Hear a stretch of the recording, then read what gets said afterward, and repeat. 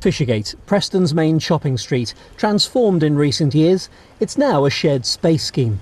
Vehicles and pedestrians have equal right of way, and with it all the street signs and crucially the traffic lights have been removed.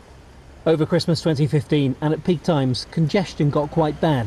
So in October last year, Lancashire County Council trialled two schemes. Drivers were stopped from turning right near the railway station, and a temporary bus lane on parts of Fishergate was introduced during the day.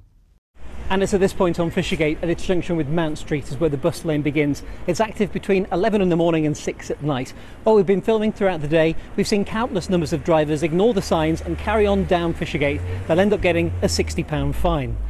We've been speaking to people who tell us they don't think there's enough signage. The first day they put this one, the camera, they were here, a few people were here to advise the people that's bus lane only. But the next day onwards there were nobody here. Our daughter came up Chapel Street, and by the time she was on here, she didn't realise. So your daughter got a fine? She's got a fine, yeah. Since October, Lancashire County Council's issued over 23,000 fines. Behind me we have signs which are quite clear, telling people that if they go any further beyond the last sign, there is a camera, it is in operation. But does the scheme actually work for the bus operators?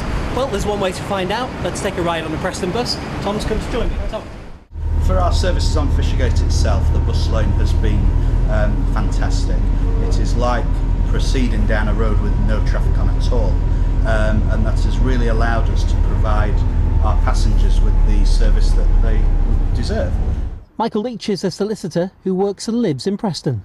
It's just moved whatever congestion there was on Fishergate round Avenham, where people who are going to the Fylde Coast or wherever are just having to drive round Avenham, and Avenham's completely blocked. Avenham's not designed for through traffic.